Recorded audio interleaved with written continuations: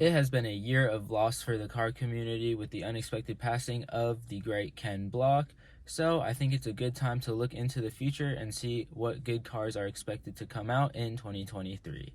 First off, we have the GR Corolla. That's of course a hatchback. I think it's a really good looking car and probably my favorite low-end sports car. So that car has a 1.6 liter turboed 3-cylinder engine, which is very unique of course, pushing out around 300 horsepower and 273 foot-pounds of torque. I think that's it. Yep. I believe it's 273. Anyways, that's it for that car. Next up, we have the Integra Type S. Honestly, the unveiling of the Integra was a huge letdown, but I'm going to let it slide because it's got a 2-liter turboed 4-cylinder, which makes 300 horsepower, which is practically the same as the EcoBoost I have. So I can't really hate. On top of that, it comes with a 6-speed manual transmission, which of course the enthusiasts will love, and a limited slip differential. Next up, we have a bit of a cool one, but it's also kind of weird, the Dodge Hornet. Of course, that's a hybrid EV thing, and I don't really know. The unveiling was really cool. Y'all should definitely go watch it on Dodge's official page if you haven't already. But yeah, it's a weird one. So, of course, Dodge is pushing out the Hemi-powered cars and getting more into the hybrid game. Of course, those cars will have insanely fast acceleration now because the electric motors are just too good to not, like, of course, we hate electric cars, but they're too good to pass up. So if you're looking to get one of these new Dodge Hornets, they have 3 different models. I think there's a couple more, but 3 main ones. Of course, the RT, the GT, and the GLH Goes Like Hell edition. And whichever one you want, assuming, I believe the GLH is the fastest, of course. And then the GT is the slowest, and the RT is around the middle. So depending on how much power you need to get your kids to soccer, that's your choice. Next up, we have the Ferrari Purosangue. I just played the video. Ferrari Purosangue. Anyways, that is Ferrari's first 4-door SUV. Of course, they have like the GTC4 Lusso. Of course, Shmee has one of those. But that is a 2-door with the seats in the back, just like most sports cars have. The insurance seat. The Ferrari Purosangue comes with a V12 that makes 715 brake horsepower and 716 newton meters of torque. The next one is still the ND Miata, but it is a remodel, the ND3 Miata.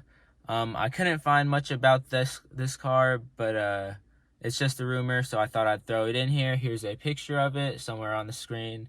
It looks pretty cool, but I don't know if it'll actually be coming out. Next up is something I'm really excited for. Of course, we are sitting in a Mustang, and you probably know what it is now, the new S650 generation of the Mustang.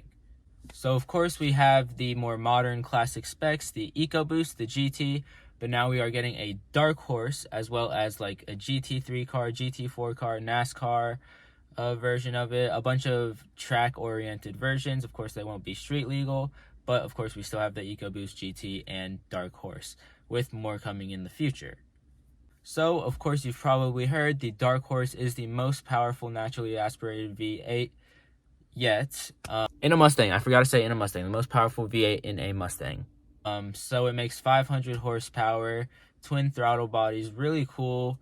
The ECU, I believe, is like a locked thing. I'm not sure how tuning works very well, but I heard it's going to be pretty hard to tune until we can get it cracked. Like we just cracked the F-150's tuning, so we'll see how that goes. Oh, and for a reminder, the new Mustangs, as if Mustang drivers weren't obnoxious enough already, comes with a remote rev feature and a little handbrake drift thing. It's like a video game pretty much.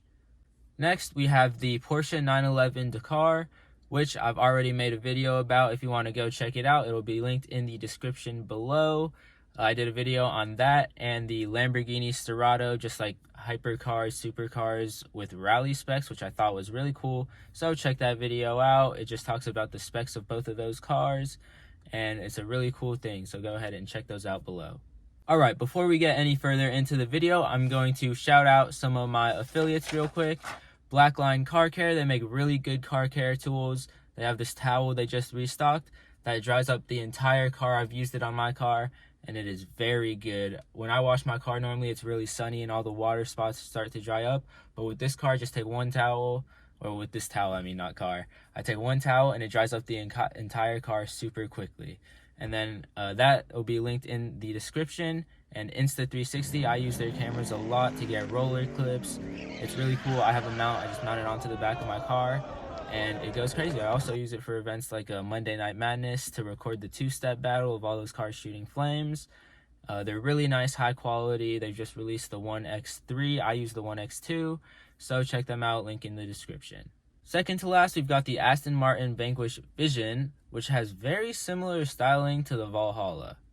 This one, I believe, is also just a concept, so I'm not sure if it'll actually be coming out, but some suspicions say that it's going to use a Mercedes-sourced V8 that'll make around 700 horsepower. Alright, last but not least is another electric car. This one isn't rumored, it's kind of leaked. Someone found it on the Chevy configurator. This one is the E-Ray Corvette. While the person that found this on the configurator didn't see any specific specs, it is rumored that it'll have an LT2 to power the rear wheels, and then 2 electric motors to power the front, making it an all-wheel drive car. Alright, that'll do it for this video. As always, thank you guys for watching. Hit the follow button, hit the like button. Check out my affiliates in the bio. Of course, I shouted them out earlier, just one more time though. And if I missed anything, let me know. Comment your favorite car that'll be coming in 2023, and I'll see you guys later.